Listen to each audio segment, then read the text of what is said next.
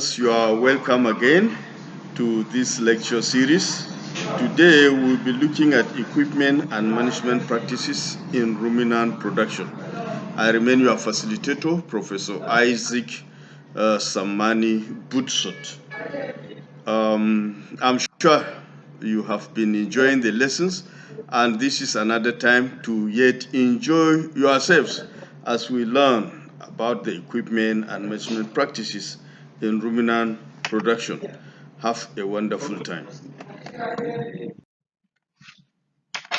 Now, we will go ahead on this issue of equipment and management practices in ruminant production.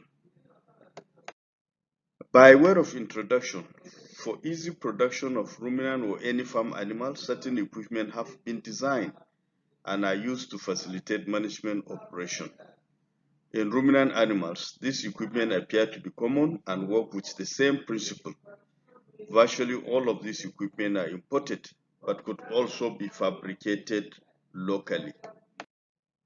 By way of objectives, by the end of this unit, you should be able to discuss the principles behind some management operations in ruminant production. Secondly, you should be able to recognize and identify the equipment used in ruminant production. Now, let's look at the main equipment used in ruminant production. The following equipment are used in ruminant animal production. We have the first weighing scale. This is used to know the weight of the animal. There are different types. The working type for the animal, both young and adult, depending on their capacity. For example, weighing bridge, where the animal walks on the scale or is transported on it, and hanging scale.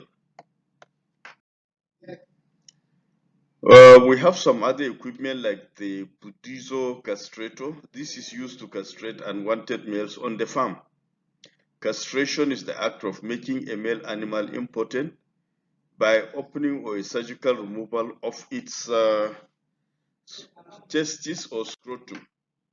Now you have a typical example of a picture of a Butswat castrator.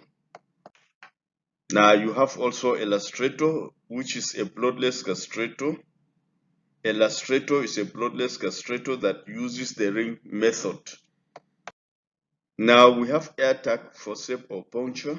This is used for identification of animals using the air tags, stapling the air tags on the ears of the animals, avoiding blood stain. Tattooing machine. Tattooing is making durable marks, design or pattern on the skin of an animal by pricking the skin and rubbing dyes or stains. Tattooing machine is an equipment similar to pliers as shown in the figure, with set of letters arranged and well fitted to the tongue of the pliers. It then rubbed with an indelible ink to give a permanent marking. Nipple feeders, for feeding young cattle with milk replacers. We saw this when we were handling cattle. It's also called bucket feeding. Drenching gun. This is made of a long tube or rubber hose long enough to enter the mouth of ruminants. It is used for oral administration of liquid drugs, especially during deworming exercise. Now you see a picture of drenching gun. Now, management practices in ruminant production. Certain management operations are performed on ruminant animals for effective production of the herd or the individual animal itself. Some of these shall be discussed hereafter. Debudding. This is the act of removing the horn at its budding stage in cattle, sheep, and goats. Most breeds of these animals carry horn, which when fully grown may become source of injury to other animals in the flock or herd. This operation is carried out at about age 3 to 4 weeks of age on any of the animals. The young ruminant is haltered to a pole held down by the stockman, and the base of the horn is felt with bare hand of the operator. The hair around it is shaved and local anesthesia is injected at the base of the eyelid or forehead to minimize pain. A hot iron cauterizer is then plugged into electricity. The hotness of the iron is determined by its ability to burn a piece of dry wood. The hot iron is then applied to the horn butt and carefully twisted to remove the butt. A scar is then left over the tissue at this point. This operation is commonly done in ruminant production, especially in the temperate region and most local experimental stations. The alternative that is common here is the use of hand saw to remove pointed and dangerous horns of adult cattle. Castration. Castration is the act of removing the testicles of a male animal to render them ineffective. This operation is carried out on all unwanted males in ruminant production. This management operation prevents unwanted breeding and improves the carcass quality of the animal.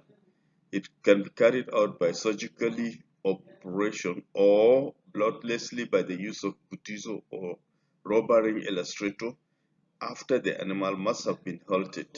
Surgical operation is done within the first week of the animal's life, while the bloodless one could be done within the first 2 weeks of life.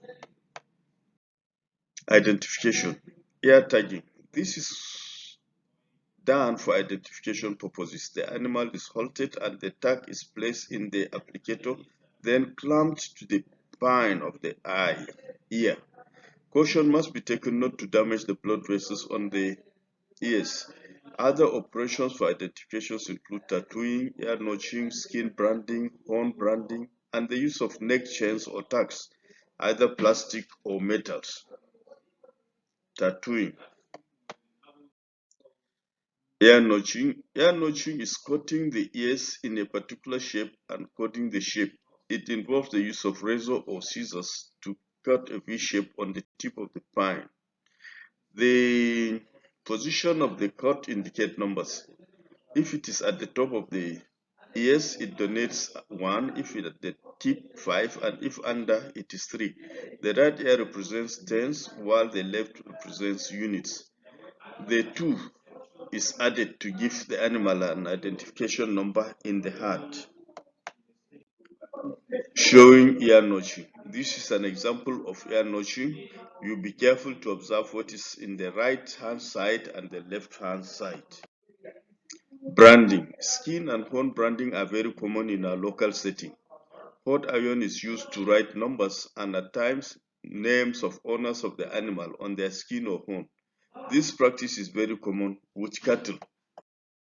Drenching. This is giving the animal medicine to drink. Usually a drenching gun is used.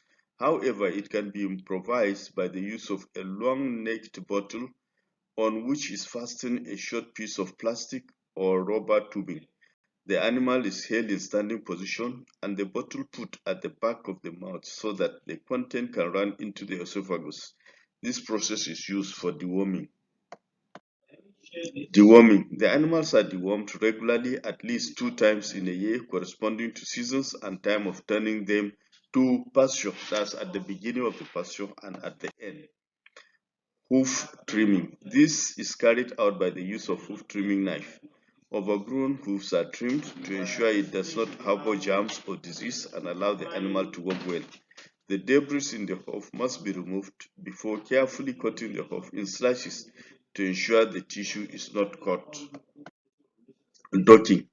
The tails of ruminants are cut in a process called docking. This is practiced especially in sheep within 1 week of life. Long tails in sheep at times do not make for good mating at adult age. An illustrator could be used at times to dock the animal and the wound treated. At this age, the pain is minimized. Now you have class activity. List and describe the equipment used for the different identification methods in ruminant animals. Second, explain the procedure for deboarding in a young ruminant animal. In conclusion, the different equipment used in the rearing of ruminant animals were discussed and found to be very important in the management practices carried out on the animals for efficient production. Summary. Equipment used in the ruminant production includes weighing scale, budizo, tattooing machine, feeders, illustrator, Attack Forceps, etc. These equipment are used in management operations such as castration, debudding, identification, hoof trimming, air tagging, air notching, deworming, and drenching. For further reading or references, you can refer to Drake and Godwin, 1977, Williamson and Payne, 1980. Thank you.